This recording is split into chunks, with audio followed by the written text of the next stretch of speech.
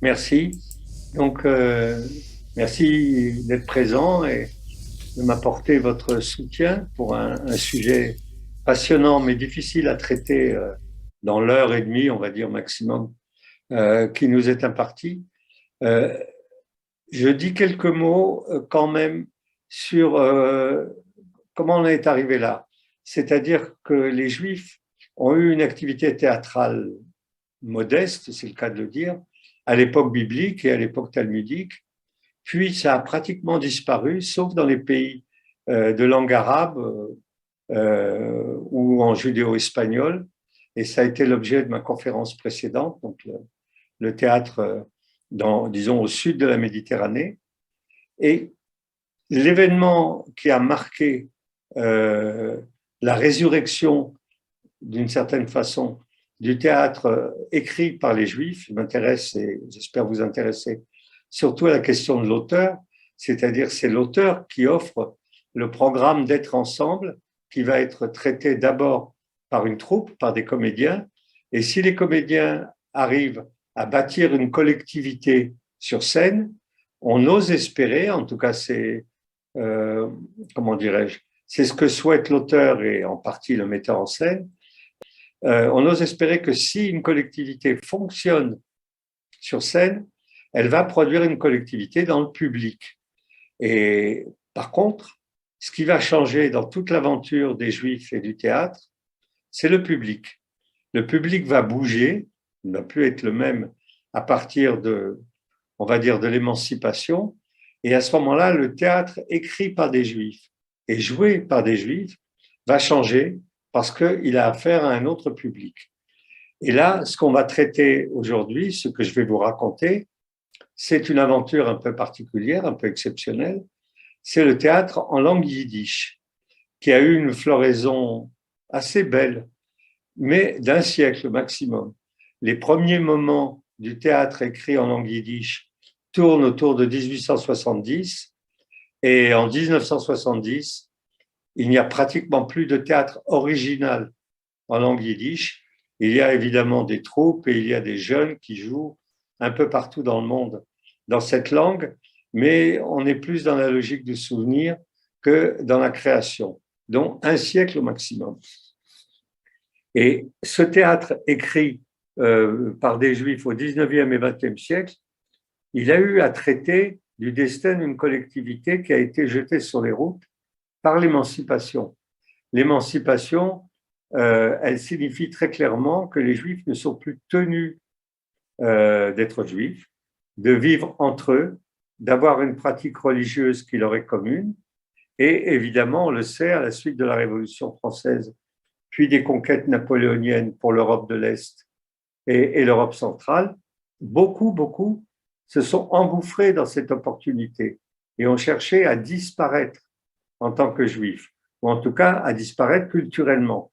Ils étaient nés juifs, parce que ça, on ne revient pas trop euh, sur la naissance. A priori, c'est tout à fait impossible de la modifier. Mais par contre, le destin qu'ils se souhaitaient à eux-mêmes, je parle de cette population, peut-être une quinzaine de millions d'habitants qui occupaient l'Europe, qui étaient présente en Europe, a consacré beaucoup d'énergie à disparaître en tant que juifs. Donc, comment se fait-il qu'il y a eu quand même un théâtre de langue yiddish, donc pratiquement destiné uniquement à un public juif? C'est que l'émancipation n'a pas touché ces populations de la même façon et partout.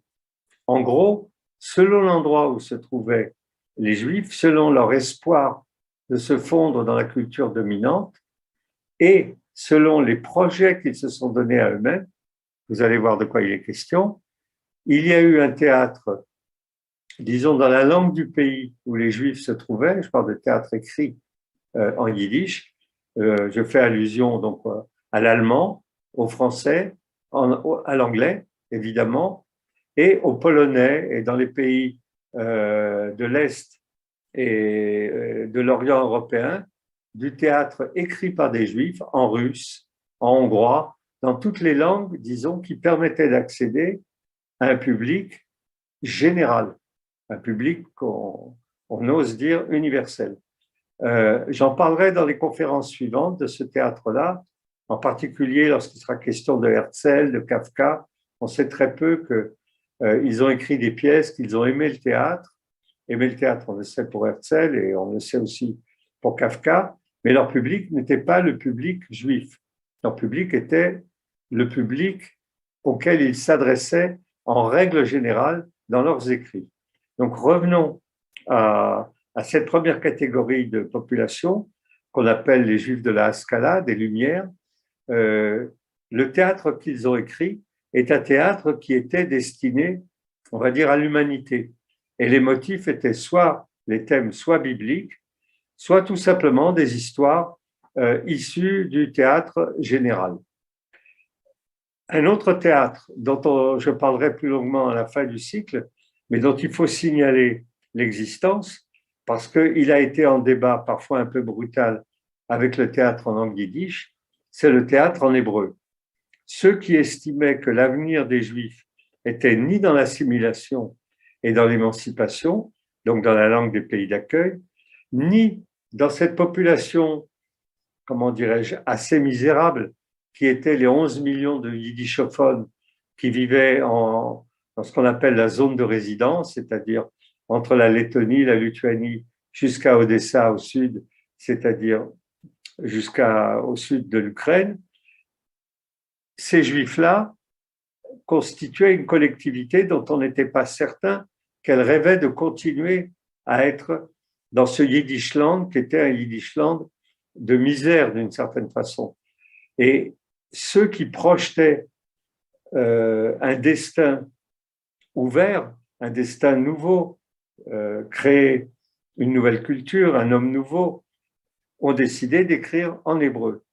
Mais dans les deux cas, que ce soit le théâtre écrit dans la langue du pays d'accueil ou que ce soit le théâtre en hébreu, et on va voir que ça va créer au moins une troupe célèbre qui est le Habima, mais elle devra émigrer en 1925.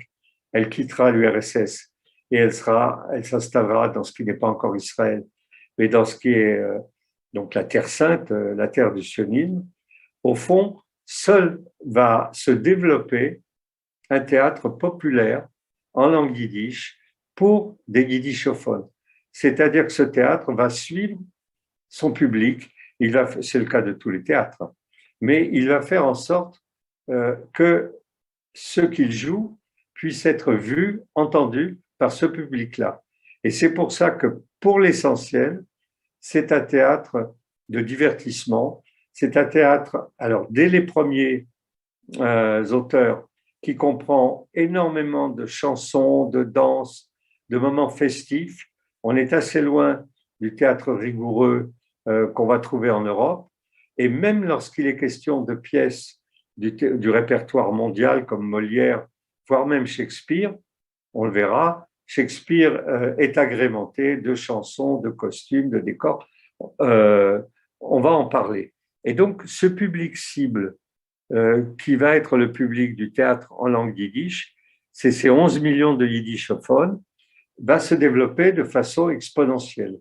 Des centaines de troupes, certaines professionnelles, d'autres amateurs, des troupes itinérantes, des décors de tréteaux, mais assez vite, dans la mesure où une population urbaine existe et qu'elle est importante, ils vont s'installer, ils vont occuper des théâtres en dur et il va se créer la nécessité d'un répertoire.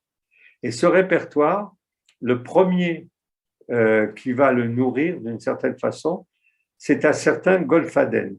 Mais pour résumer ce que je viens de vous dire, comme la plupart des Juifs qui écrivaient ou des livres, mais surtout des pièces de théâtre, écrivaient aussi des poésies et des chansons, on va écouter une chanson qui s'appelle Kumaer du philosophe. Viens ici, toi le philosophe. Je vous dis rapidement de quoi il retourne parce qu'on est en 1870, donc avec les premières pièces de théâtre en langue yiddish. Et que dit le texte, qui est un très très beau poème, qui dit viens ici le philosophe avec ton esprit de chat, viens à la table du rabbin et apprends un peu de sagesse. C'est donc un débat, un conflit entre un philosophe et un rabbin. philosophe, c'est l'homme moderne. Tu as inventé un bateau à vapeur, bon, le philosophe est le technicien de la modernité, et tu en tires de l'orgueil. Le rabbin déploie son mouchoir et franchit la mer quand il veut. Tu as inventé un dirigeable et tu crois que cela fait de toi une lumière. Le rabbin se moque, le rabbin rit, et il a besoin de ça comme d'une digne. Tu verras ce dont le rabbin est capable alors qu'il est assis à la table. En 1 minute, il vole vers le ciel et prend là-bas son repas de Shabbat. Viens ici, toi le philosophe, avec ton esprit de chat, viens à la table du rabbin et apprends un peu de sagesse. On peut le lancer.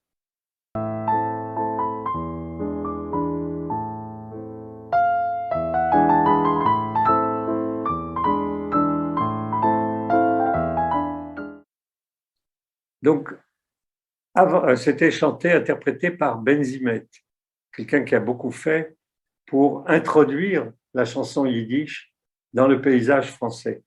Il était tarnais comme moi, il vivait dans le Tarn. Et on a fait un film sur le yiddish dans le Tarn, qui était un petit bijou pour les fêtes de Noël de France 3, il y a ma foi un paquet d'années.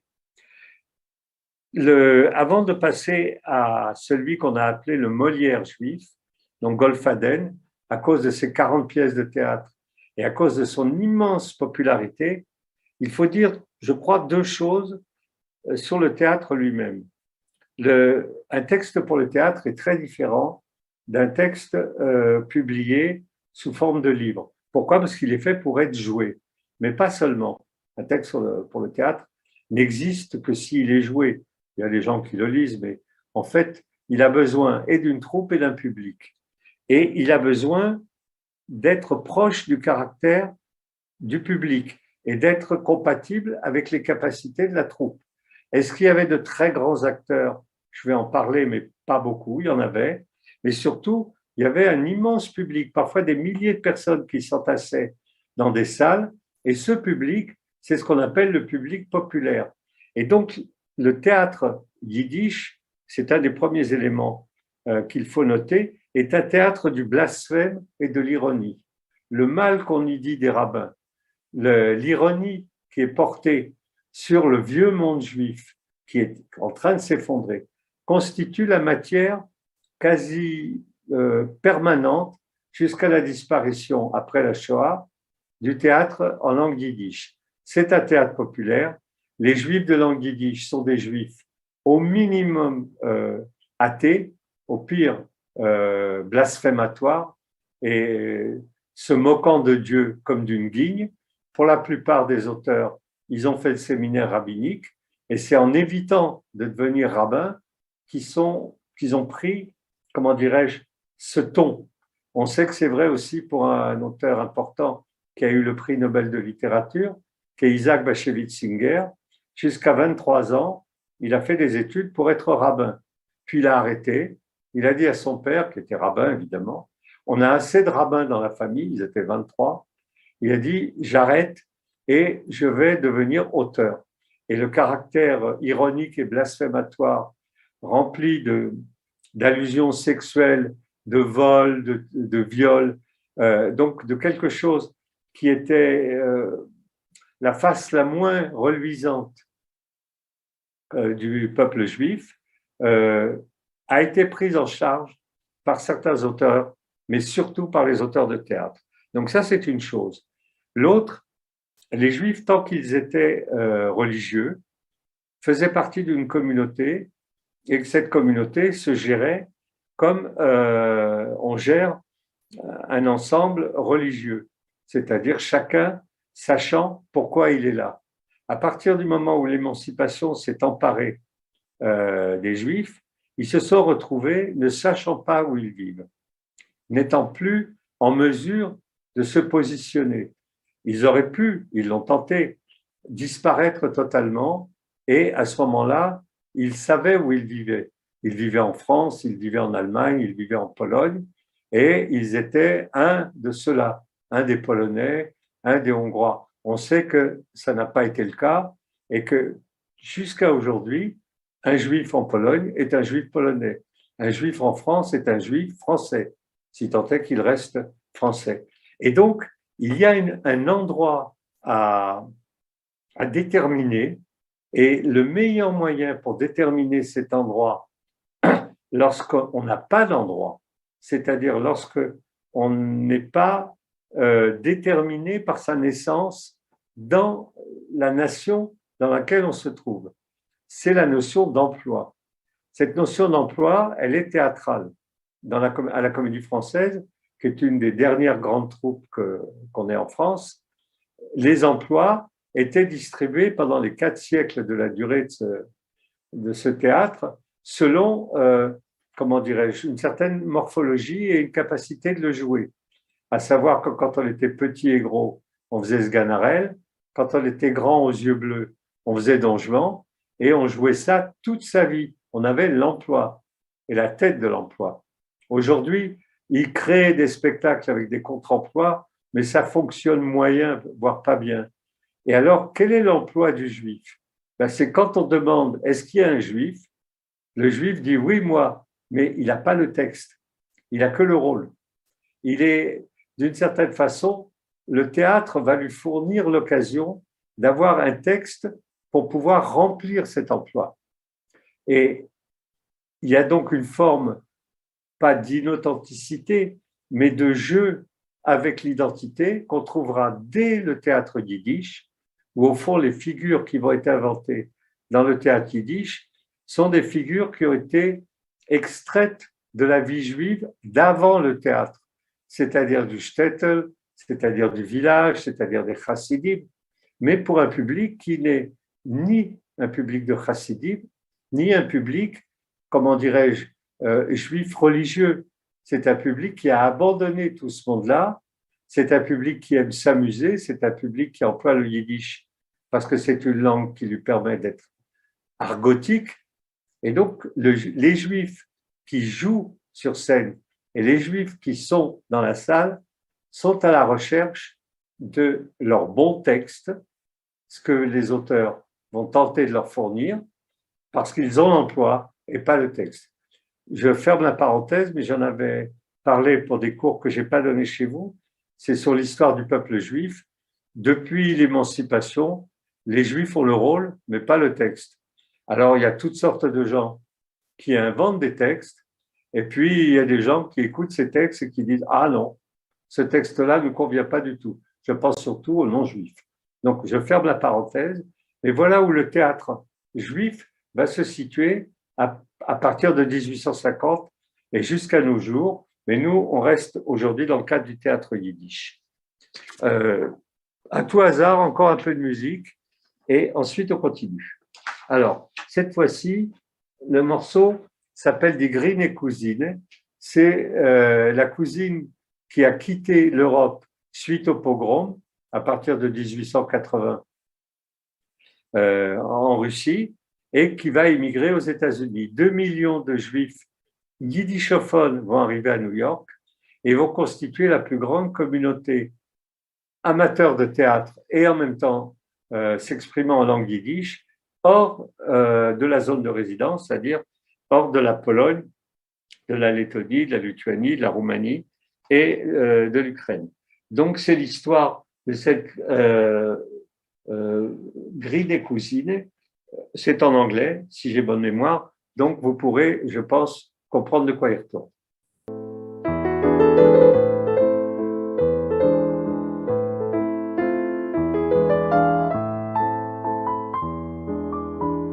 On reconnaît la touche américaine, j'en parlerai tout à l'heure. Le théâtre yiddish s'est développé sur la 2e avenue à New York et à un moment, il y avait 18 théâtres en langue yiddish à New York. Aujourd'hui, il n'y en a plus qu'un. Enfin bref, c'est tout à fait normal, le public a disparu et donc les représentations ont disparu et les quelques pièces issues du théâtre yiddish qui se jouent encore aux États-Unis et à New York, mais pas uniquement, à Chicago, à San Francisco, à Los Angeles, surtout Los Angeles beaucoup moins, sont des adaptations en anglais de Shalom Aleichem ou de différents auteurs de langue yiddish et ce sont des comédies musicales pour l'essentiel. Donc, Abraham Goldfaden, donc il vient d'un séminaire rabbinique, il a fait toutes sortes de boulots, il est devenu chapelier, il fabriquait des chapeaux et il était devenu marchand de chapeaux. Et il a été pris en voyant des comédiens et ce qu'on appelle des batranim. Dans la tradition yiddishophone, le batran, c'est le comique troupier, sauf qu'il n'y a pas d'armée, mais c'est le comique, c'est l'amuseur, et c'est la tradition de ce qu'on appelle le Purim Spiel, c'est-à-dire les pièces qui se jouaient à Purim, c'est-à-dire lorsqu'est lu le texte d'Esther et que est fêté, et que dans la tradition religieuse juive, c'est licite, on a non seulement le droit, mais on doit s'enivrer, on doit faire du bruit, on doit se déguiser. On fête le fait que les Juifs ont été sauvés du massacre par Esther, donc en référence au texte biblique. Et ce carnaval, puisque ça tombe à peu près en même temps que le carnaval, mais ce carnaval juif est égayé par des amuseurs d'une certaine façon, comme dans la tradition du Moyen Âge, à qui tout est permis, d'injurier les gens, d'être ivre-mort, de faire du bruit avec des crécelles, de dénoncer des gens en disant est-ce que vous savez qui couche avec qui, enfin bref, la tradition du Purimspiel est une tradition débridée et elle va se retrouver dans les pièces que va écrire Goldfaden avec des personnages de ce type, avec aussi ce même personnage, mais un peu moins débridé, qu'on retrouve lors de la cérémonie de la Pâque juive, Pessah, où on attend, il est laissé une place assise pour le prophète Élie, qui doit venir à la table de ceux qui font le repas de la Pâque, mais où quelqu'un vient, le texte de la Pâque dit dans le livre, c'est une cérémonie, si elle plaît à ceux qui sont présents, bon, elle plaît aussi parce qu'on attend, il y a des plats, et il y a énormément à manger, mais pour les petits, c'est assez long, et elle dure au minimum 3 ou 4 heures. Et donc, il est dit dans le texte, plus on parle de la sortie d'Égypte, mieux c'est. Et on confie le soin de raconter des histoires dans tous les sens du terme, c'est-à-dire pourquoi est-ce que Pharaon avait 4 oreilles, comment les Hébreux ont-ils pu se déguiser, quitter l'Égypte, enfin, des histoires insensées sont confiées à un batran, c'est-à-dire à un amuseur, qui fait la tournée des fêtes de Pessah, qu'on paye, et donc il y a pour cette fête, qui est une fête sérieuse, la sortie d'Égypte et l'issue qui mène de l'esclavage à la liberté, on paye quelqu'un pour amuser les gens, pour qu'ils tiennent les 4 heures au minimum que dure cette fête. Et donc ce personnage va se retrouver dans les pièces de Goldfaden. Il y a une tradition et les Juifs qui vont au théâtre veulent être amusés et veulent que l'amuseur soit la figure principale. Alors, il y a eu un peu de théâtre, j'en parlerai, sérieux, c'est-à-dire écrit sans pitrerie, mais c'est assez marginal. La plupart des pièces qui ont été écrites, les centaines de pièces et les centaines de représentations, reposent sur la présence d'amuseurs. Alors, je rajoute quelque chose sur le théâtre juif. Évidemment, le destin des Juifs ne s'est pas arrangé avec l'émancipation. C'est le moins qu'on puisse dire. Entre les pogroms, les immigrations, l'exil, puis la Shoah. Mais lorsque la Shoah est intervenue, le théâtre yiddish était pratiquement mort. Donc, toute cette vie qui est une vie dure, toute cette vie qui est une vie de misère pour l'essentiel, puisque les Juifs qui vivaient dans la zone de résidence étaient très miséreux, elle n'est supportable que si on s'en moque. Et la tradition du théâtre juif est une tradition à la Woody Allen, est une tradition à la Popek, est une tradition à la Shalom Aleichem, c'est-à-dire de la moquerie sur les décombres, sur le fait que la vie devrait être épouvantable, mais au fond, on a tellement l'habitude de cette vie épouvantable. Dans un livre de Isaac Bashevis Singer, quelqu'un dit, mais comment vous faites, les Juifs, pour supporter ce qui vous arrive? Et le personnage principal dit, on a déjà vu ça. Sous-entendu, cette histoire-là, on l'a vue, elle se répétera et ça nous plaît de la revoir. quelque chose là-dessus qui n'est pas spécifique au théâtre juif, mais qui est spécifique au théâtre contemporain, en tout cas du 19e et 20e siècle, c'est ce qu'on appelle le théâtre de boulevard. Et si on prend les trois auteurs principaux en France qui ont amusé et rempli les salles de théâtre, je veux dire Labiche, Courteline et Feydeau, d'une certaine façon, ce qu'ils racontent est terrible. C'est-à-dire, c'est des maris bafoués, c'est des héritages détournés, c'est des amants dans le placard, c'est des choses qui, dans la vie réelle, devraient, d'une certaine façon, pousser les gens au suicide. Et dans les pièces de Labiche, Courteline et Feydeau, il y a des suicides, il y a des moments tragiques, il y a des moments d'horreur. Mais tout est destiné, à partir du moment où c'est joué, où c'est donné en représentation, à le faire accepter comme étant la manière dont on doit vivre une vie qui est une vie difficile, une vie terrible. Il faut penser que, par exemple, pour ces trois auteurs, c'est la petite bourgeoisie de province qui émerge à l'époque napoléonienne, Napoléon III, et puis ensuite à la première et la deuxième, pardon, la troisième République. Et cette petite bourgeoisie de province, elle découvre, comment dirais-je, un espace de liberté et surtout un espace d'égarement. Il y a une réplique que j'aime beaucoup de Labiche. À un moment, il dit « C'est pas pour me vanter, mais il fait très chaud aujourd'hui. » Je trouve que c'est le sommet de la bourgeoisie imbécile qui s'approprie des événements qu'il ne maîtrise pas. On a exactement la même chose dans le théâtre juif. Il s'approprie des événements qu'il ne maîtrise pas. Évidemment, il ne maîtrise ni la misère, ni l'antisémitisme, ni le fait que les voisins ne parlent pas la même langue qu'eux, bref, ni l'exil qu'ils vont devoir subir.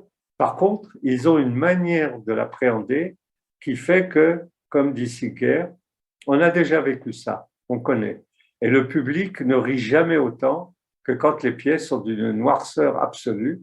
Et ça va nous amener à un autre élément spécifique du théâtre juif, c'est le grimage. C'est un théâtre qui est très souvent grimé, c'est-à-dire que les comédiens, j'ai vu défiler quelques photos, ou en particulier dans le théâtre juif de Russie, puis du RSS, ils sont outrageusement maquillés. Ils sont maquillés de telle façon qu'ils sont des figures, comment dirais-je, fantastiques. Et ces figures fantastiques, elles sont caractéristiques du théâtre juif, que ce soit dans la mystique, j'en dirai quelques mots à propos du Dibouk, ou que ce soit tout simplement pour dévaloriser les personnages, pour pas qu'on y croie. C'est-à-dire que les masques sont une fonction, un emploi, et ils jouent les fonctions de cet emploi et de ce masque. Donc, Abraham Goldfaden va adapter des pièces de Molière en yiddish. Il va commencer, comme tous les auteurs de langue yiddish, par écrire en hébreu, parce que l'hébreu est une langue digne et que, évidemment, un auteur, ce qu'il veut, c'est être reconnu comme un auteur de qualité. Mais quand vous êtes un auteur de qualité à cette époque, si vous écrivez en hébreu, vous avez tout simplement absolument personne pour vous lire. Et si vous avez envie de gagner votre vie et d'avoir du public, à ce moment-là, il faut écrire dans la langue de ceux qui viennent dans la salle.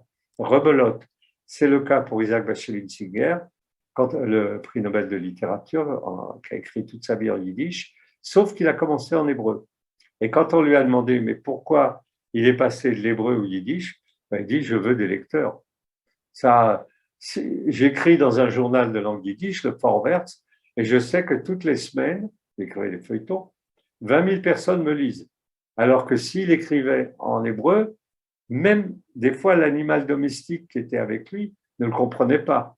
On sait que c'est le slogan de Eliezer Ben Yehuda, qui a le rénovateur de la langue hébraïque, qui est parti, qui est né en Ukraine, comme tout le monde, mais qui est parti en terre d'Israël, enfin en Palestine de l'époque, et qui a obligé tout le monde chez lui à la maison, y compris le chien, à parler hébreu.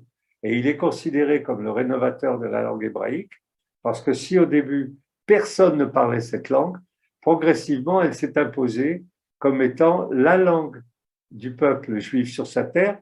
Je dis imposée parce qu'il y a eu des tentatives pour le faire avec l'allemand, il y a eu des tentatives pour le faire avec le polonais, et évidemment, il y a eu des tentatives pour le faire avec le yiddish. Mais le problème du yiddish, c'était considéré comme la langue du vieux monde, et la langue de l'homme nouveau, c'était l'hébreu, celle qui consistait à bâtir un homme nouveau. Donc, voilà pour Golfaden.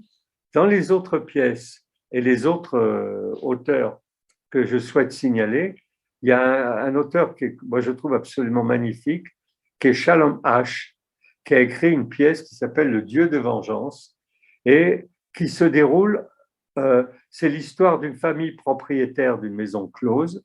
Donc, vous voyez, il y a, c'est pas politiquement correct, le théâtre de langue yiddish n'est pas politiquement correct, et que la relation lesbienne entretenue par sa fille. Il est propriétaire d'une maison close et il habite au-dessus de cette maison close. Grâce à l'argent de la prostitution, il est riche. Et sa fille, qui est la perle de ses yeux, on est vraiment dans une pièce juive et yiddishophone, sa fille, il la garde, il la protège pour qu'elle fasse un beau mariage avec un talmid bourg, c'est-à-dire quelqu'un qui est sorti parmi les meilleurs d'une école rabbinique. Mais elle, évidemment, pour échapper à son destin et au destin de prostituée, qui est celui de l'étage d'en dessous, elle se fait lesbienne avec sa meilleure amie. Et donc, ce spectacle que j'ai vu, d'ailleurs, en yiddish, à Bucarest. Je suis allé inviter, j'en dirai quelques mots tout à l'heure, au théâtre yiddish de Bucarest, en Roumanie, et il donnait cette pièce surtitrée en roumain, mais bon, surtitrée en roumain, pour moi, c'était assez pénible. Donc, en yiddish, ça allait, j'arrivais à suivre. Et c'est une pièce très noire, très, très noire, sur l'égarement des Juifs, sur leur incapacité de tenir une fonction qui corresponde à un endroit digne. Et tout le théâtre de langue yiddish va se débattre avec cette question. On a eu une période où on était digne, et cette période, c'était avant l'émancipation, où c'est la période du chassidisme, c'est-à-dire c'est les Juifs qui vivent entre eux et qui savent comment vivre entre eux. Et nous, on ne sait pas. On peut juste rapporter ce folklore dans nos pièces. Presque toutes les pièces du théâtre yiddish ont des rabbins, des barbus, des histoires de filles à marier et d'étudiants dans les yeshivot. Mais ce n'est pas parce que ceux qui sont dans la salle étudient dans les yeshivot, et ce n'est pas parce que les comédiens sont des anciens étudiants dans les yeshivot, c'est parce qu'ils s'appuient, en faisant du théâtre, sur un monde qui n'est plus, qui est un monde de certitude. Et donc la notion d'emploi renvoie à cette certitude, comme dans le théâtre non juif, la notion d'emploi renvoie à un espace où Sganarelle fait l'idiot, Don Juan drague, comment dirais-je, dans les autres emplois, il y a la soubrette écoute aux portes et va tout rapporter aux autres. Et ces emplois figurent un monde de certitude. Chacun est à sa place et chacun sait ce qu'il doit dire. Et ça fait rire. C'est un théâtre qui fait rire. Alors, Itzik Manger. Itzik Manger, c'est quelqu'un de très important à mes yeux parce que le premier auteur dont je viens de vous parler, c'est Abraham Golfaden. Et il a écrit les pièces à partir de 1880 jusqu'à sa mort. Sa mort, je crois qu'il est mort en Israël. Golfaden, non, il n'est pas mort en Israël. Il est mort bien avant, en 1908. Par contre, celui dont je vous parle maintenant, Itzik Manger, qui est né en 1901, lui est mort en Israël. C'est-à-dire que lorsque la Shoah a fait disparaître la quasi-totalité des yiddishophones d'Europe centrale et de l'Est, il en est resté ailleurs, mais le terreau est mort. Il s'est réfugié en Israël. Il était assez aigri parce qu'il disait que les pièces qui se jouaient en yiddish en Israël étaient des niaiseries, c'est-à-dire des comédies musicales, et sans intérêt pour consoler les Juifs qui pouvaient aller écouter du théâtre en langue yiddish, qui était d'une certaine façon pas interdit, mais peu valorisé en Israël, puisque le yiddish n'était pas enseigné et peu valorisé. La langue qui était la langue que les Juifs en Israël devaient apprendre et utiliser, c'était l'hébreu.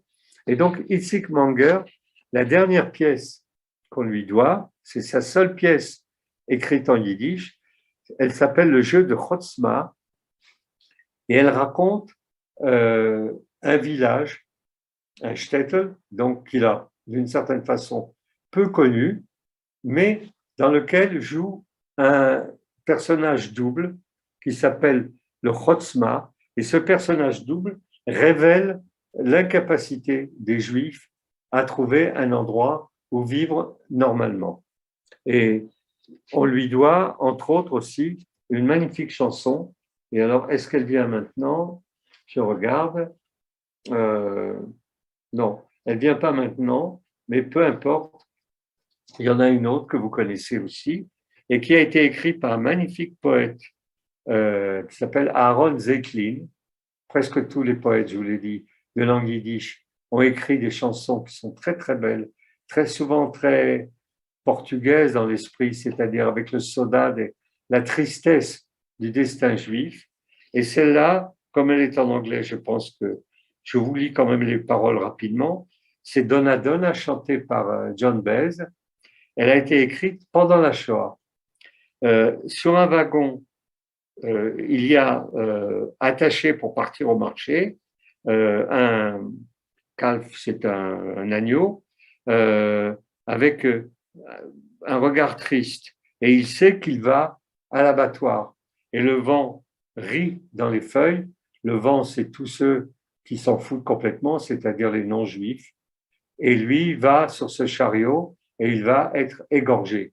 On ne pense pas beaucoup à ça quand on écoute cette magnifique chanson, surtout interprétée par John Baez, mais je vous la fais écouter quand même à cause de ça.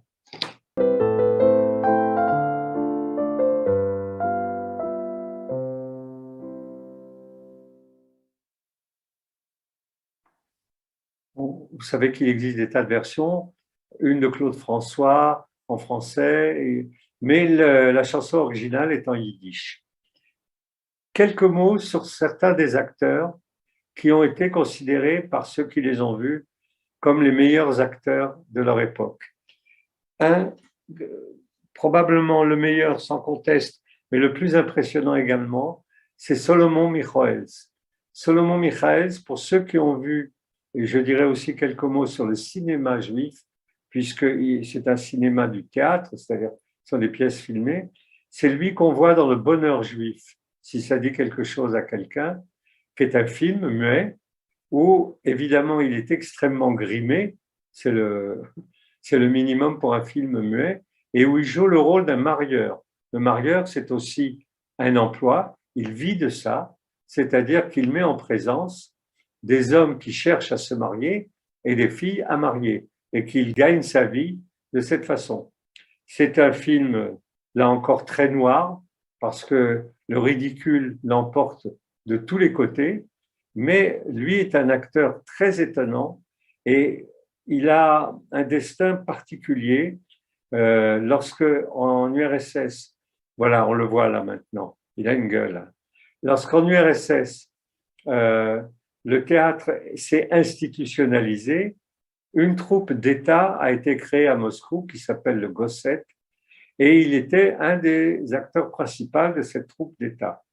Et il a joué, entre autres, en yiddish, toute une série de standards du théâtre international, dont le Roi Lear.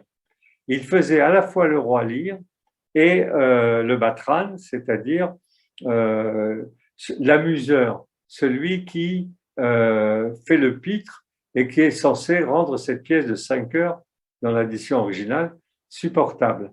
Et Gordon Craig, qui était un des traits, voilà, on le voit ici dans ce rôle, dans le rôle de l'amuseur, du Batran, dans le Roi Lear. Il existe d'ailleurs, on peut les trouver sur Internet, quelques extraits du Roi Lear en yiddish. Bon, c'est assez amusant parce que c'est joué avec beaucoup d'emphase à la russe, c'est-à-dire pour qu'on entende bien au 200e rang, tout au fond, dans des salles de 3000 ou 4000 places. Ce n'est pas la seule raison pour laquelle il écrit le texte. mais c'est une des raisons. Et Solomon Michaels était considéré comme une des figures centrales du théâtre de langue yiddish, et admiré par Staline. En tout cas, Staline lui écrivait des mots, lui avait fait un pont d'or pour qu'il reste sur place à Moscou, au théâtre Gosset. Un pont d'or, c'est aussi un théâtre où jouer. Et il se trouve que lorsque l'URSS est entrée en guerre, attaquée par les Allemands, donc pendant la Seconde Guerre mondiale, et que la situation de l'URSS était particulièrement difficile, on le voit ici, Solomon Michaels, avec le comité des Juifs antifascistes. Staline a créé en 40-41 un comité des Juifs antifascistes avec des artistes juifs, donc la plupart yiddishophones, et à leur tête, Solomon Michaels. Et il leur a demandé d'aller aux États-Unis et de faire de la propagande pour l'URSS, pour la culture juive. En fait, de jouer dans les villes où il y avait des juifs, de jouer en yiddish et de mobiliser les juifs des États-Unis, d'abord pour la guerre, pour qu'ils deviennent un parti pro-guerre et qu'ils poussent les États-Unis à entrer en guerre. Il y avait un courant anti-guerre aux États-Unis qui était très puissant. Il y avait aussi des nazis, il y avait de tout. Et donc, leur boulot n'était pas inutile du tout. Ils ont mobilisé une partie des Américains, on le voit ici aussi, une partie des Américains en faveur d'une intervention américaine. Et il était, comment dirais-je, la figure centrale du monde juif. On le voit ici avec Einstein, par exemple, la figure centrale du monde juif yiddishophone.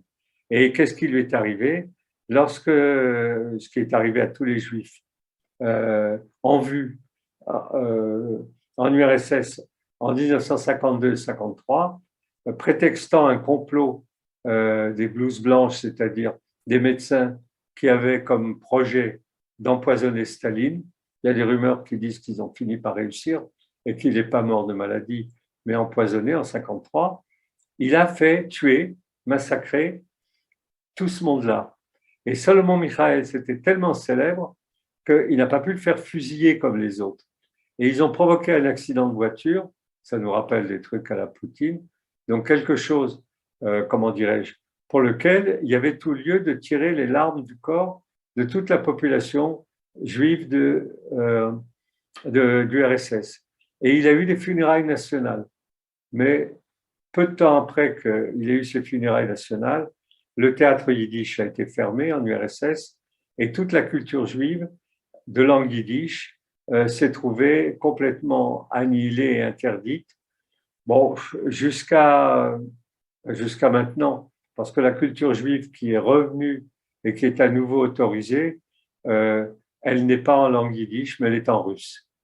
Et ce sont plutôt des auteurs qui sont d'origine juive, mais qui écrivent en langue russe pour le public russe. Alors là, on le voit avec Charlie Chaplin, je pense qu'il tient un discours. Donc ça, c'est l'histoire de Solomon Michaels. Parmi les autres comédiens, il faut citer la lignée. Alors voilà, les voilà maquillés avec des masques. Voilà comment ils jouaient. La quasi-totalité des pièces dans lesquelles ils jouaient, c'est-à-dire ils surjouent les personnages avec le grotesque. Et ils sont des comédiens qui ont soutenu la tendance du grotesque en URSS. Il y avait cette tendance-là et évidemment le réalisme soviétique qui, lui, refusait le grotesque. Il cherchait à être le plus réaliste possible. Et les Juifs ont tenu ce rôle dans le théâtre de langue yiddish d'être grotesque.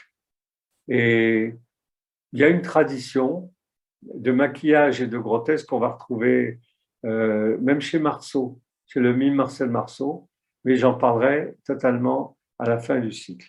Alors, parmi les comédiens qu'il faut signaler, il y a une comédienne très célèbre qui est Ida Kaminska, qui était la tragédienne et la comédienne du théâtre Gosset de Moscou. Et c'est toute une lignée, ses filles, son mari, un fils musicien, un père acteur et directeur de théâtre. Et les Kaminski est une famille de théâtre. Et c'est eux qui ont créé le théâtre Habima à Tel Aviv. C'est-à-dire qu'à partir du moment où les comédiens du Habima, qui jouaient en hébreu, ont senti que l'ambiance était défavorable et qu'ils risquaient leur vie, on est en 1925 encore. On n'est pas à l'époque des grands procès staliniens, mais quand même, le théâtre Habima a immigré en Palestine et a créé le premier théâtre de langue hébraïque, qui est aujourd'hui un théâtre national à Tel Aviv, un immense théâtre, une bâtisse de plus de 1000 places, qui est un théâtre de répertoire et qui joue pratiquement plus de théâtre en langue yiddish. Il y a un petit théâtre en langue yiddish à Tel Aviv, mais qui joue le répertoire mondial en hébreu. Donc les Kaminsky. Ensuite, qui d'autre? Meyerhold. Il faudra en dire quelques mots, mais je voudrais un peu avancer. Granovsky, qui était un metteur en scène, qui a travaillé avec Chagall. Chagall, on le sait peu, a fourni une grande partie des décors du théâtre yiddish de Moscou. Et ce sont ces décors féeriques ou étranges ou grotesques, comme le sont les tableaux de Chagall, qui servaient de toile de fond pour les pièces qui étaient montées en langue yiddish par les auteurs yiddish. Il y avait Stanislavski, qui n'est pas juif du tout, mais qui était un des auteurs et un des metteurs en scène, qui a travaillé avec le théâtre yiddish soviétique. Vartangov également, un Arménien. Je vois que vous avez ici la Shalom H, donc la pièce dont je vous ai parlé. Il y a Mikhail Bakhtin. Et là, on va faire un tour, vite fait, mais on va le faire. À partir du moment où les Juifs se sont retrouvés dans le monde entier, le théâtre yiddish a suivi, c'est-à-dire il a suivi son public. Que pouvait-il faire d'autre? Et donc, on va trouver du théâtre yiddish, j'en ai parlé, donc en Russie et en URSS, quand il n'était pas réprimé, en Palestine, le Habima, donc en langue hébraïque, et ensuite, on va le retrouver aux États-Unis, bon, ensuite pas chronologiquement, mais dans les textes qui suivent cette piste, c'est-à-dire le théâtre yiddish en exil, aux États-Unis, sur la deuxième avenue, et progressivement ce théâtre va disparaître. Mais comme je vous l'ai dit, ce sont surtout des comédies musicales. Et parmi les tubes qu'ils ont mis en place dans ces théâtres, je vous propose d'écouter l'air suivant. En anglais, c'est Fiddler on the Roof, chanté par Chaim Topol, qui est un comédien israélien, mais qui ici, pour la bonne cause, va chanter en anglais, et qui est une adaptation, Fiddler on the Roof, de l'histoire de Thévier le laitier. Thévier le laitier, c'est une des deux pièces avec le D-Book qui font partie du patrimoine international du théâtre. À savoir que, bon, vous n'êtes pas obligé d'être juif pour monter Thévier le laitier et espérer un public également juif. À dire vrai, je ne vois pas qui monte Thévier le laitier, à part des auteurs et des metteurs en scène juifs, mais en tout état de cause, c'est cette pièce qui a eu un succès, cette comédie musicale qui a eu un succès énorme aux États-Unis, Le violon sur le toit, qui est donc sa traduction en français, qui s'est jouée pendant des années. Je ne sais pas s'ils ne vont pas le reprendre. Et là, donc, c'est chanté par Chaim Topol. On l'écoute.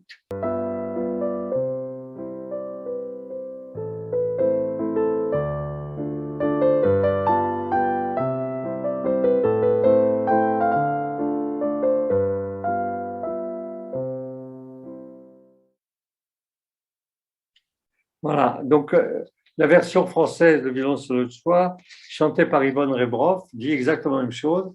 Si j'étais riche, si j'étais Rothschild, et il décrit la ferme qu'il aurait avec tous ses animaux, et il serait considéré. Donc on se retrouve un peu dans cette volonté de changer d'emploi, de passer d'un homme pauvre qui vit dans la race campagne ukrainienne, puisqu'à peu près toutes ces trucs se passent en Ukraine, et donc, maintenant l'Ukraine passe souvent à la télévision, vous voyez à peu près la gaieté des paysages, et il se dit, si c'est une adaptation donc d'une nouvelle de Shalom Aleichem, si j'étais riche, si j'étais Rothschild, voilà ce qui m'arriverait, je serais quelqu'un de considéré.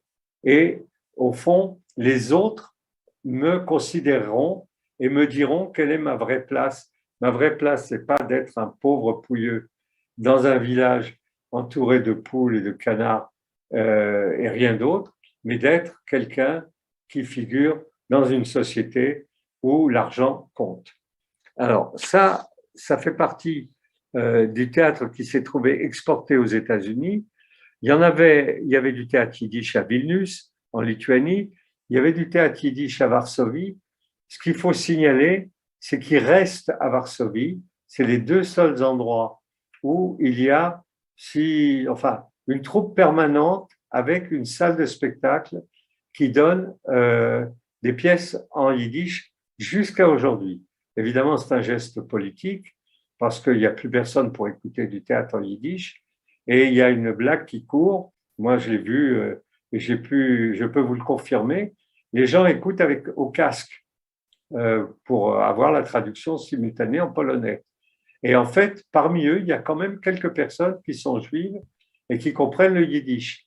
Mais évidemment, c'est pour pas être repérés qu'ils écoutent au casque. Donc, pendant toute cette période, dans les années 68 et au-delà, où la Pologne a connu un regain d'antisémitisme forcené, ce théâtre jouait des pièces en yiddish avec un public qui l'écoutait au casque. Le jeu consistait à repérer qui sont les Polonais et qui sont les Juifs qui comprennent le yiddish. Pratiquement personne. Donc, il y avait un théâtre yiddish très important en Ukraine, à Kiev, qui était probablement un des théâtres yiddish les plus importants avant la guerre. Il y avait un théâtre yiddish, à Kiev, il n'y en a plus. Hein. Il y avait un théâtre yiddish en Argentine. Là, c'est assez intéressant parce qu'il y avait 250 000 juifs yiddishophones qui ont émigré en Argentine à la suite d'une sorte de combat idéologique entre le baron de Hirsch et Rothschild. Le baron de Rothschild a financé des colonies juives en Palestine, dont Zichron Yaakov. C'était pas entièrement désintéressé, mais puisqu'il envoyait là-bas des travailleurs pour travailler dans la vigne, pour faire du vin, et pendant très longtemps, le vin de Shabbat venait d'Israël, ce vin sucré absolument imbuvable, c'était des vignes du baron de Rothschild. Le baron de Hirsch était pas tout à fait aussi riche que Rothschild, mais presque, et lui disait, pour pouvoir, comment dirais-je, donner une certaine dignité aux Juifs, il faut qu'ils travaillent la terre. Là-dessus, ils étaient d'accord. Il faut qu'ils deviennent enracinés. Il faut qu'ils deviennent de véritables paysans, mais pas en Israël, pas en Terre Sainte. Parce que là-bas, il n'y a que les cailloux, parce que là-bas, il y a une population arabe, il le savait, il était très lucide là-dessus. Il faut aller dans un endroit totalement désert. Et donc, il a financé, le baron de Hirsch, la migration de je dis à peu près 250 000 juifs yiddishophones en Argentine. Et donc, il y avait plusieurs théâtres de langue yiddish en Argentine. Et un des rejetons d'un des comédiens les plus célèbres du théâtre yiddish en Argentine, à titre anecdotique, il y avait des gauchos, il y avait des timbres-poste en yiddish, il y avait des journaux en yiddish, tout ça en Argentine. Ça n'existe plus aujourd'hui.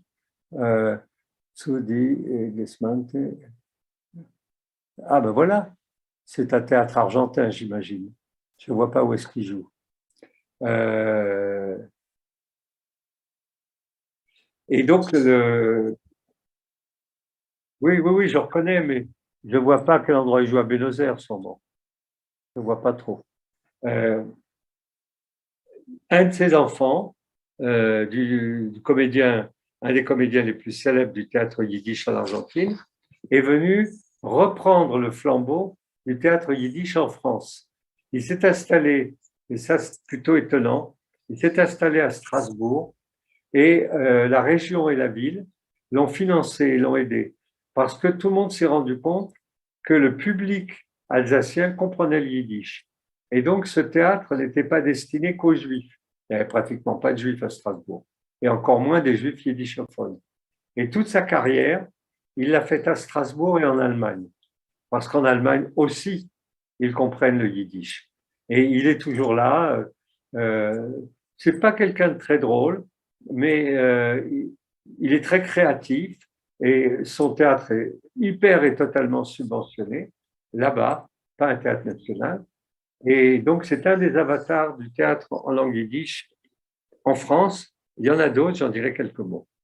Et puis, il y a eu des théâtres en langue yiddish en Crimée, au Birobidjan, donc en Argentine, j'en ai parlé, en Biélorussie, euh, Biélorussie, donc à Minsk, à Bucarest. Alors, un mot sur le théâtre yiddish de Bucarest, qui existe encore, et qui est l'autre théâtre national financé par des deniers publics. Je vous ai signalé le premier, qui est Varsovie, qui est financé par l'État polonais. Et à Bucarest, même dans la pire période, d'abord où la Roumanie était alliée de l'Allemagne nazie, ce théâtre est resté ouvert. Et jusqu'à aujourd'hui, il fonctionne avec un répertoire de théâtre yiddish. Et j'y suis allé, j'ai été invité pour présenter un film que j'ai fait sur Isaac Bashevis Singer. Et j'ai vu cette pièce très noire, donc sur la famille et la prostitution. Ah ben voilà, on le voit ici. Il a pignon sur rue. Il y a très très peu de gens, évidemment, qui comprennent le yiddish, mais beaucoup de gens qui l'apprennent parce que ça fait une formation. J'ai discuté avec les comédiens, c'est des jeunes comédiens pour beaucoup, et ces comédiens disent, mais on n'a pas toujours l'opportunité dans un pays comme la Roumanie de jouer dans un théâtre national en étant payés, puisqu'ils sont payés, et donc ils font partie d'une troupe professionnelle, et le prix à payer, entre guillemets, c'est qu'ils jouent des pièces en yiddish, mais ça leur plaît. Et alors j'ai demandé à la troupe qui était là, c'était une troupe importante, ils étaient une trentaine presque, combien étaient juifs? Une dizaine seulement, et combien parlaient le yiddish? Aucun.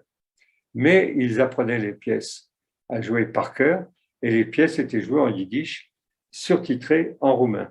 Donc ça, et alors évidemment pour l'anecdote, pourquoi je traîne un petit peu sur ce théâtre de Bucarest? Parce que la directrice du théâtre de Bucarest s'appelle Maya Morgenstern. Elle n'est pas du tout de ma famille. Morgenstern, c'est comme Goldman ou Goldberg. C'est un nom que vous avez piqué à l'état civil. Quand le gars de l'état civil dit, si vous me bakchichez, je vous donne le nom que vous voulez. Alors, il y a des gens qui disent, bon, ben, Goldman, propriétaire d'une mine d'or. Le gars qui a moins d'argent va dire Silberman, propriétaire d'une mine d'argent. Et celui qui n'a pas de pognon va dire Kupferberg, c'est-à-dire la mine de cuivre.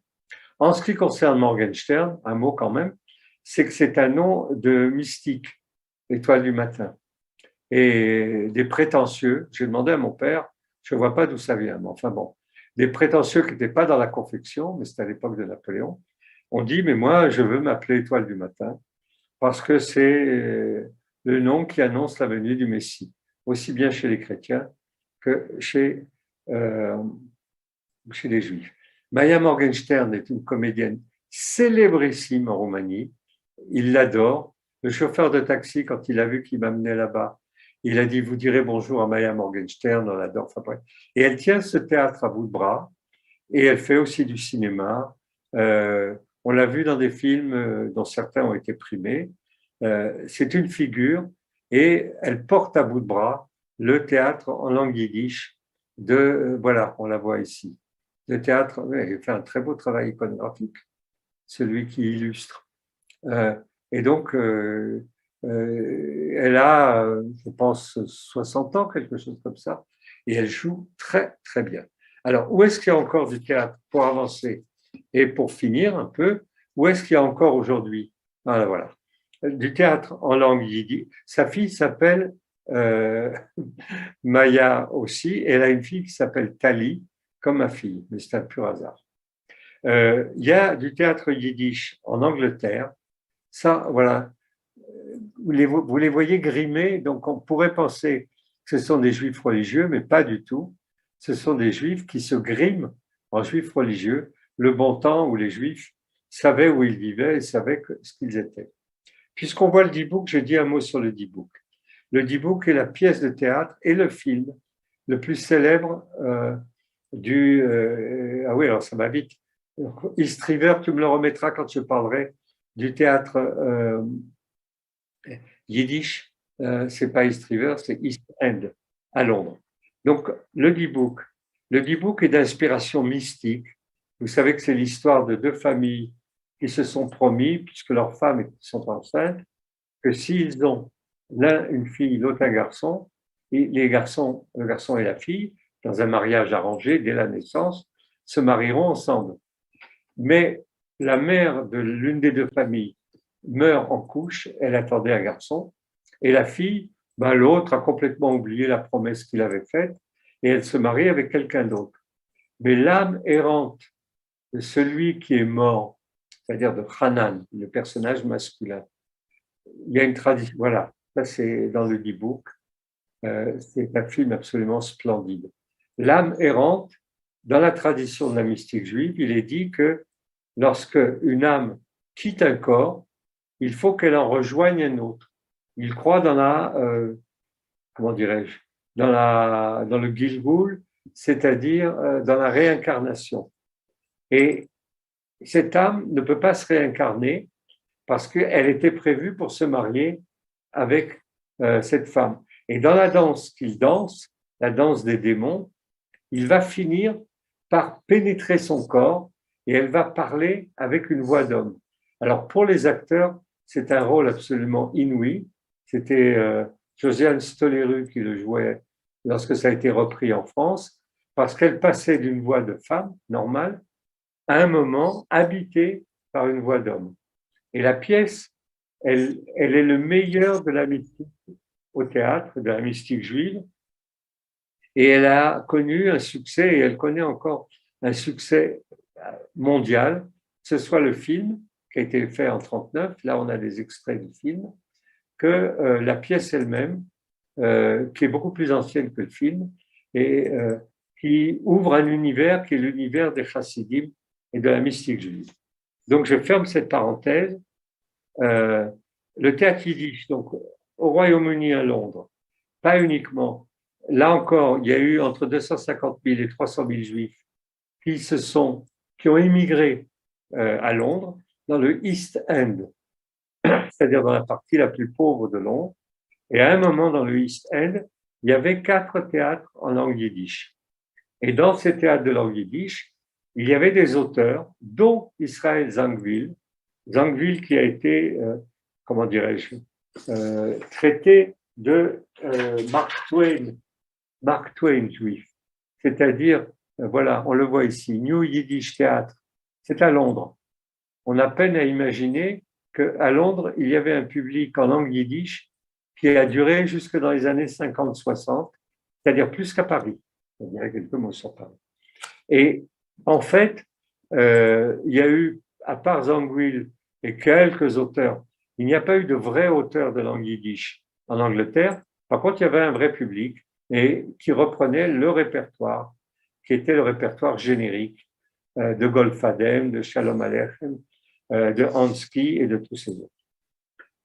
Bon, mais je terminerai par le cinéma de langue yiddish. Ah non, j'ai encore un mot à vous dire sur un truc assez étonnant. C'est du théâtre yiddish en Suède. Il y a que 3000 juifs en Suède, mais ils constituent les locuteurs qui vont régulièrement au théâtre yiddish en Suède. Ça n'empêche pas la Suède d'abriter Malmö, qui est une des villes les plus antisémites de tout le nord de l'Europe, mais il y a un théâtre où ils donnent des pièces en langue yiddish et en Suède, bien que la population soit très minoritaire. Dans les dernières productions, En attendant Godot, et évidemment des pièces d'auteurs suédois du début du 19e siècle, Bergman, qui sont jouées donc en langue yiddish. Dernier point, avant de passer aux discussions et aux questions, le cinéma de langue yiddish. en fait, une des plus grandes réussites du théâtre en langue yiddish, puisqu'il a disparu. À Paris, il restait au début de l'après-guerre un théâtre de marionnettes euh, qui a eu des critiques absolument dithyrambiques dans la presse française, parce que, évidemment, théâtre de marionnettes, Hagel Tragel, c'est comme ça qu'il s'appelait, il parlait en yiddish, mais les acteurs n'avaient pas besoin de parler en yiddish. C'était un théâtre c'était un couple qui faisait fonctionner ce théâtre, et ils étaient dans la confection tous les deux, et petit à petit, ils se sont mis à travailler ces marionnettes. Il y avait un théâtre rue de l'Ancry, pour ceux qui connaissent Paris, il y avait un théâtre en langue yiddish, mais assez vite, comme c'était, moi j'ai vu, étant adolescent, un spectacle en langue yiddish à Paris, et j'ai vu une tournée du théâtre de Varsovie qui est venu jouer en yiddish à Paris. Et bon, c'est mon père qui a flingué la représentation. Ils m'ont dit, ils ont un accent épouvantable. Je suis sûr qu'aucun n'est juif. Et c'était bien vu, parce que le seul intérêt, c'était de penser qu'on écoutait une pièce en yiddish, et pas du tout. Elle était jouée par des comédiens qui avaient appris par cœur l'accent. Alors, le cinéma en langue yiddish. Il y a une centaine de films, ce qui est très important, ce qui est énorme, en langue yiddish, et ces films sont quasiment tous du théâtre filmé. C'est-à-dire que c'était des pièces qui avaient eu succès, et on reprenait les comédiens, on les mettait pour une semaine sur un plateau de cinéma. Il y en a quelques-unes qui ont été tournées en Pologne, dont le D-Book, mais la plupart ont été tournées aux États-Unis, parce qu'il y avait des metteurs en scène de cinéma aux États-Unis, juifs à foison, et voilà, les trésors du théâtre yiddish. Alors, les trésors, bon, le mot est à la fois bien et pas bien, parce que c'est des pièces filmées assez niaises, il faut dire les choses comme elles sont. Mais de voir des comédiens jouer en yiddish dans du cinéma de série B, pour ceux que ça peut émouvoir, c'est émouvant. Il y a quelque chose qui est en particulier un peu étonnant, c'est Mireille et Frost. Mireille et Frost, c'est une pièce de théâtre qui a été adaptée au cinéma et elle est ah oui, tu es mon c'est en anglais, c'est en English. Inside Child. Alors oui, ils ont une langue à eux. C'est le Yinglish. Par exemple, ils disent, pour quelqu'un qui habite au-dessus, upsternik. C'est-à-dire, c'est la désinence Nick, mais upster, Neighbornik. C'est le voisin d'à côté. Donc là, j'ai essayé de le lire en yiddish, mais j'aurais pu y passer la soirée. C'est en anglais. Et donc, il y a cette pièce, Mireille et Frost. Là, c'est Der D-Book, c'est le D-Book.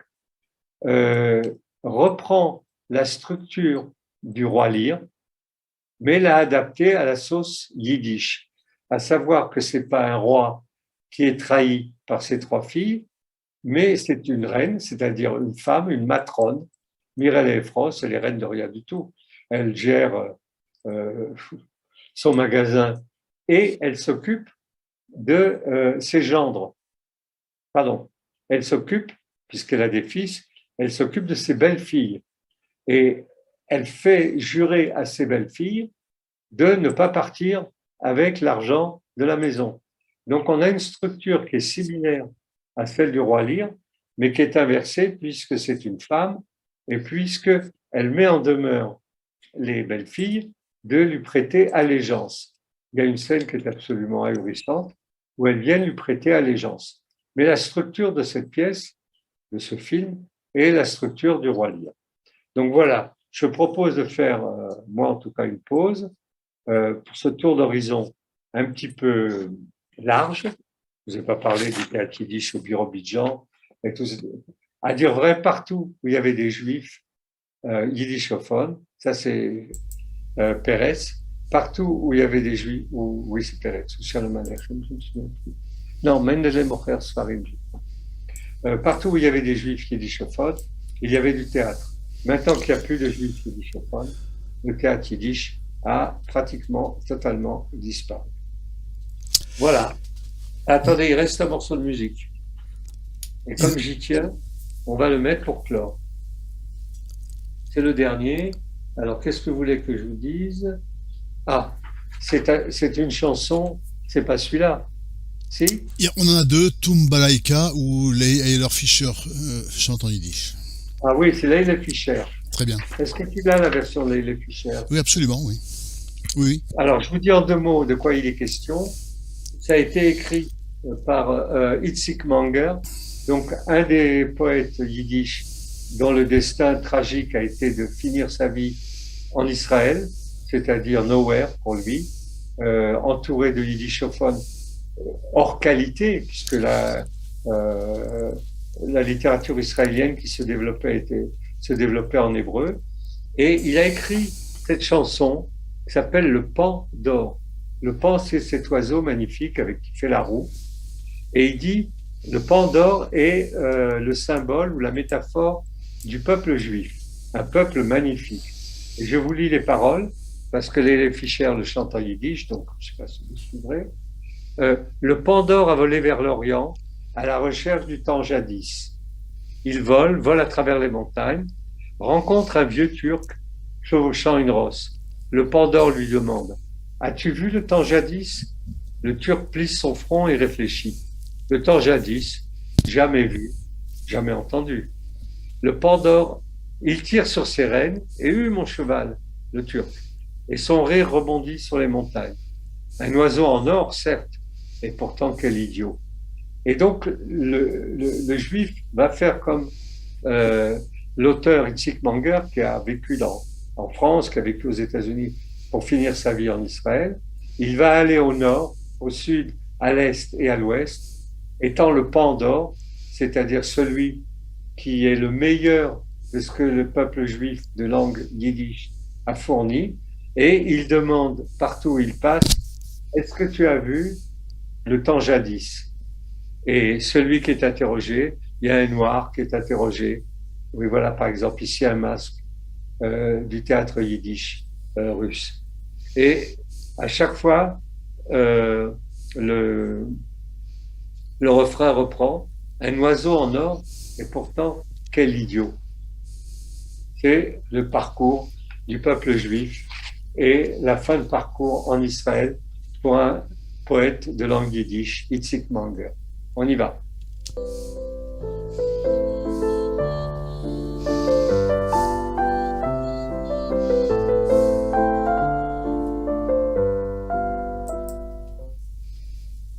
Voilà, merci pour votre patience et votre écoute, on suppose. Alors, la balle est dans ton camp. Merci beaucoup Izzy. Allez, on va passer aux questions. Il y a beaucoup de choses à dire. Bon, je vois, Frobisser aux questions que Roger est fin prêt. Alors Roger, tu auras la première question. Je t'active ton micro et c'est à toi dans quelques secondes. À toi Roger. Oui, Izzy, vraiment 1000 fois merci. Je crois que si je peux me permettre, tu portes très bien ton nom. L'étoile du matin, mais aussi l'étoile du soir. Parce que ce que tu nous as donné comme extraordinaire panorama du théâtre juif dans le monde yiddishophone, c'est vraiment remarquable.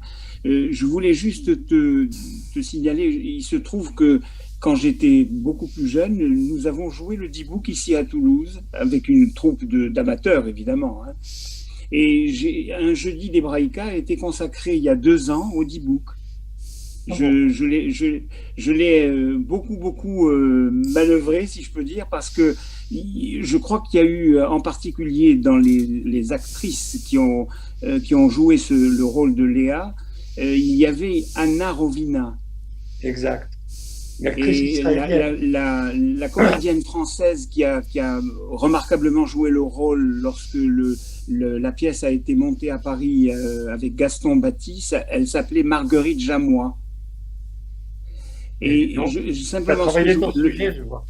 Oui, ce que je voulais signaler simplement, c'était que il y a eu aussi un lien qui s'est créé avec le monde non juif, puisque par exemple Stanislavski est intervenu pour aider Hansky à à monter la pièce, puisqu'il n'était pas, au départ, il n'était pas dramaturge, Jansky, hein, il faisait des recherches scientifiques sur ce qui pouvait rester dans les villages, dans les shtetl d'Europe centrale.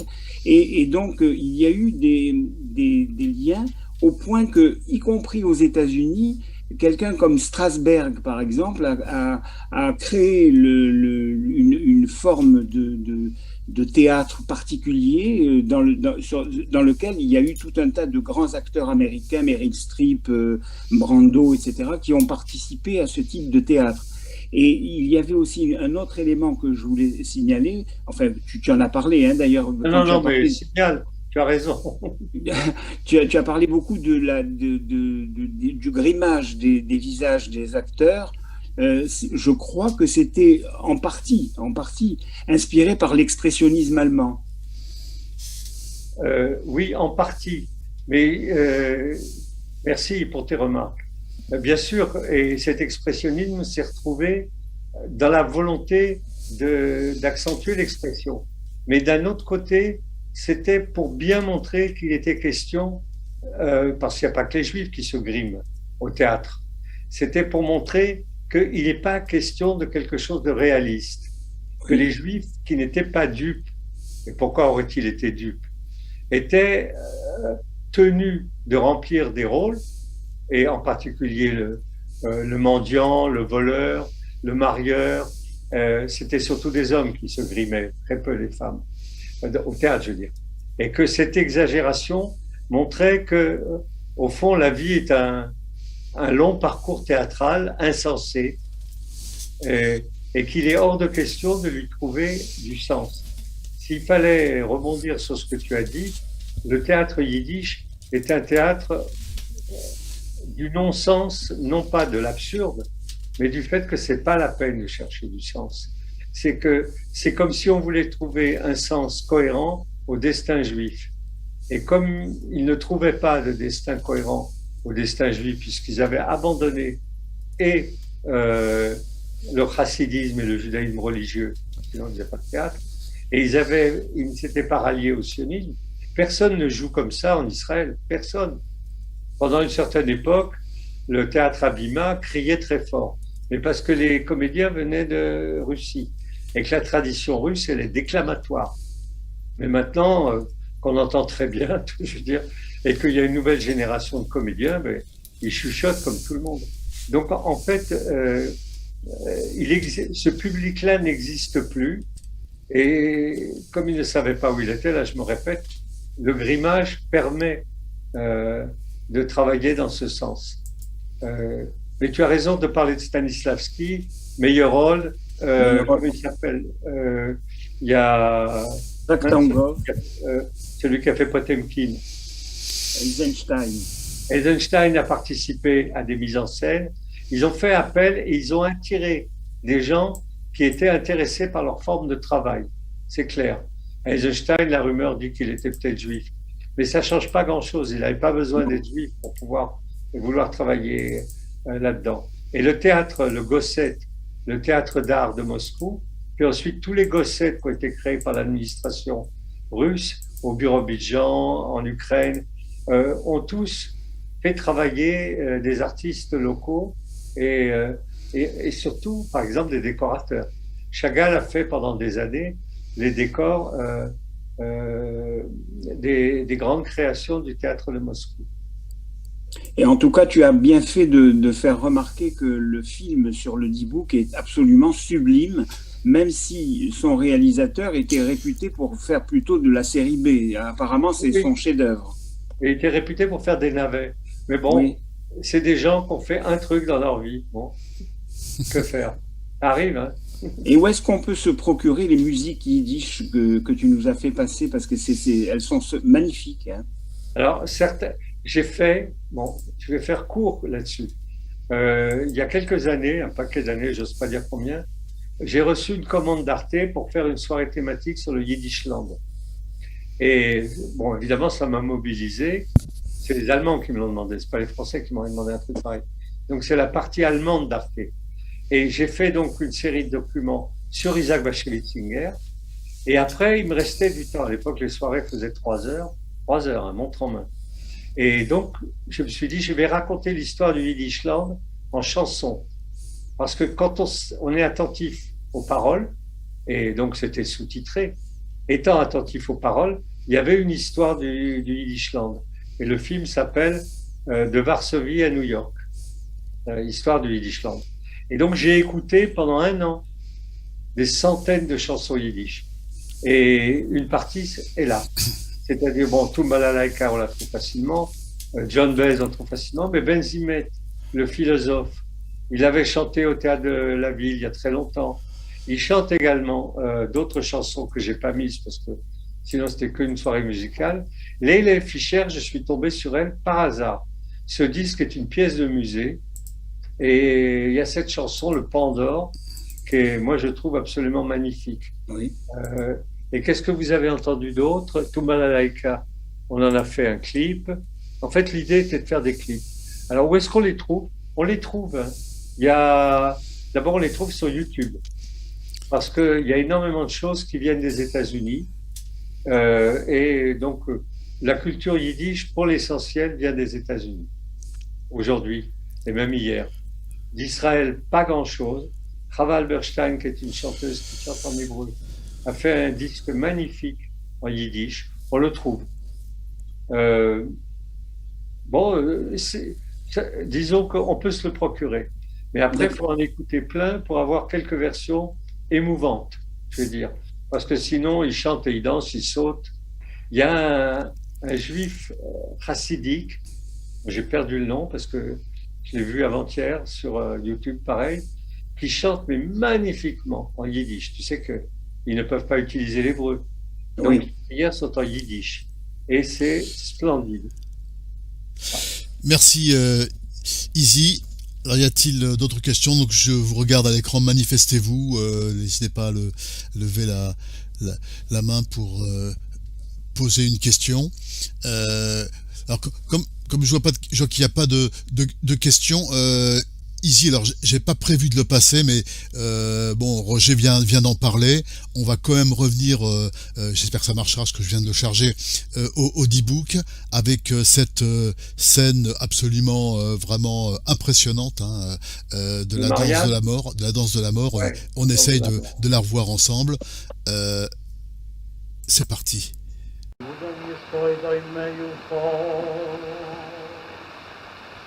Vesoy foyle you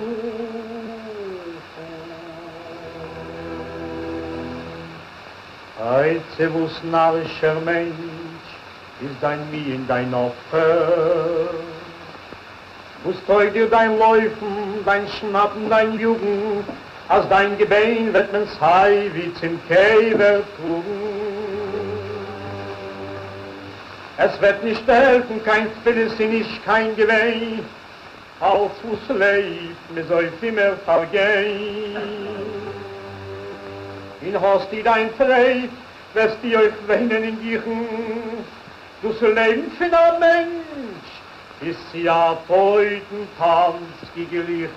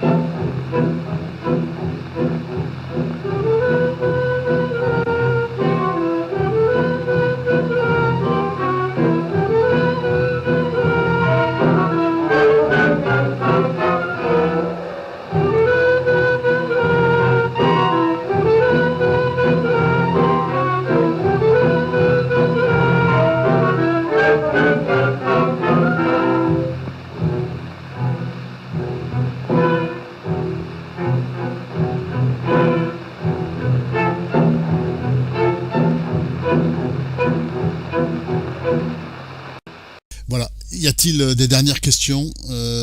N'hésitez pas. Et puis pour ceux qui ne sont pas encore, qui n'ont pas activé leur caméra, écoutez, activez votre caméra, qu'on termine ensemble. Ça sera plus sympa. Voilà. Y a-t-il quelques mots sur les conférences suivantes, parce que on va rentrer dans un paysage un peu particulier. Les auteurs sont juifs et je vais tenter de vous prouver que ça se voit. Ça se voit pas toujours. Par exemple, lorsque l'auteur est Kafka, il a écrit une seule pièce. En quoi est-elle juive? C'est difficile à voir.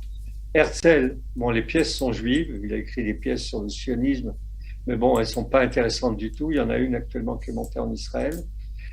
Et puis, des auteurs comme Pavel Kohout, dont je pense que peu de gens connaissent, et dont j'ai découvert qu'il était juif parce qu'il était communiste. C'est ça la piste qui m'a permis de remonter vers son théâtre avec des éléments que je donnerai la prochaine fois.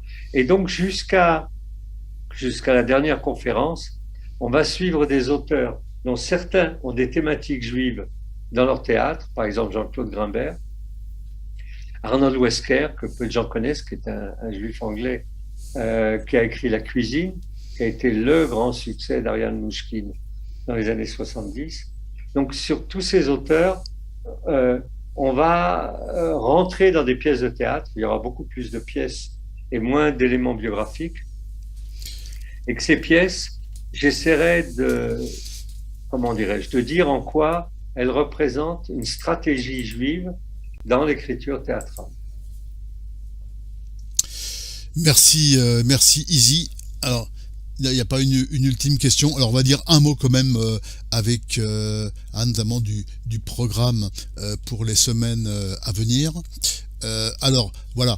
Donc, aujourd'hui, on était avec Izzy. Donc, deux prochaines conférences. Donc, j'ai les 2 semaines qui viennent avec Maurice, toujours sur Histoire et Mémoire, donc le sauvetage des Juifs par les Pyrénées, et Roger, donc les compositeurs classiques. Alors, Roger, si tu veux dire un petit mot d'introduction, tant que tu es là.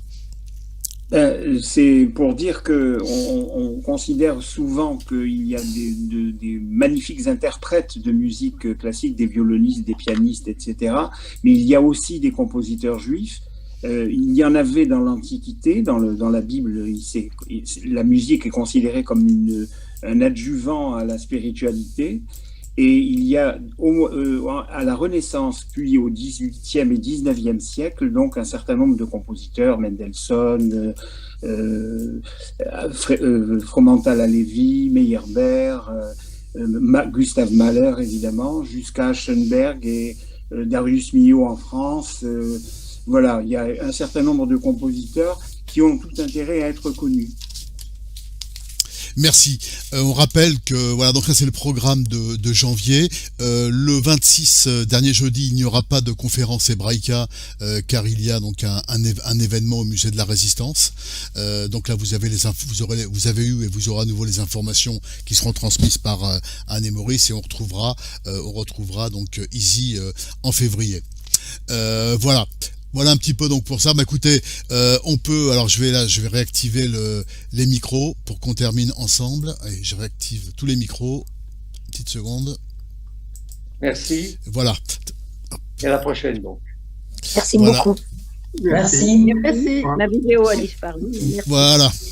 Donc allez, on peut applaudir vraiment. Merci. Ça je suis d'accord avec Roger que franchement là Izzy, c'est un travail assez titanesque. Hein. C'est quand même, vous avez balayé tous ces auteurs, donc c'est assez remarquable. Merci infiniment Izzy.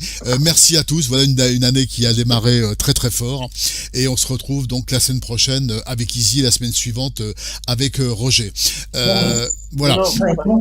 Avec Maurice. La semaine prochaine avec Maurice, c'est ça, hein? Maurice. Oui, c'est ça. Et la semaine suivante avec Roger. C'est ça. Oui, voilà, tu m'as fait peur. Ah, non, c'est bien ça. Voilà, avec Maurice. J'ai prononcé rapidement. Oui, allez-y. Excusez-moi, comment on fait pour vous envoyer des liens Zoom? Parce que moi, je suis juste sur la liste de diffusion de Izzy Morgenstern. Et donc, Mais, Déjà bien. Oui, oui. Et vous demandez quoi, pardon, j'ai pas compris. parce que vous faites des Zooms tous les jeudis soirs, en fait, c'est ça? Oui, c'est ça, oui. Avec Oui. des conférences. Comment on fait Pour avoir les autres, oui, que, eh ben, Oui, écoutez, oui. l'information est sur le site web Hebraïka, qui s'appelle comment, rappelle-moi, Anne? Non, j'ai fini. Non. Hebraïka Toulouse. Hebraïka Oui. Toulouse. Ah, d'accord, oui, d'accord. Ok. Toulouse.com, mais pardon, sinon, peut-être si vous donnez votre adresse mail à Izzy, qui me la transmet, et moi je vous rajoute sur la liste. D'accord, Voilà. Ah oui, je veux bien aussi, Ça, moi. vous aurez d'accord, tous les mails d'Hebraïka.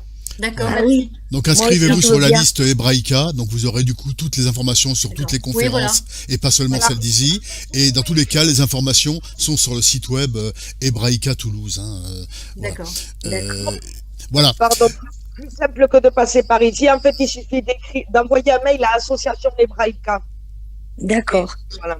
Et .com. Bon, d'une façon ou d'une autre. Oui, d'accord. Je vais me débrouiller. D'accord. Merci. D'accord, merci beaucoup. Voilà. Juste une dernière question, une ultime question, une remarque, un remerciement de Rémi de Montsant. Un grand merci pour ton exposé magistral. As-tu connu l'interprétation de chansons yiddish par Lionel Rochman? Oui. Je connais Rémi de Montsant, donc j'aurai l'occasion de lui dire d'accord. personnellement. Il fait un travail remarquable sur les justes dans la région. Il est gaillacois comme moi.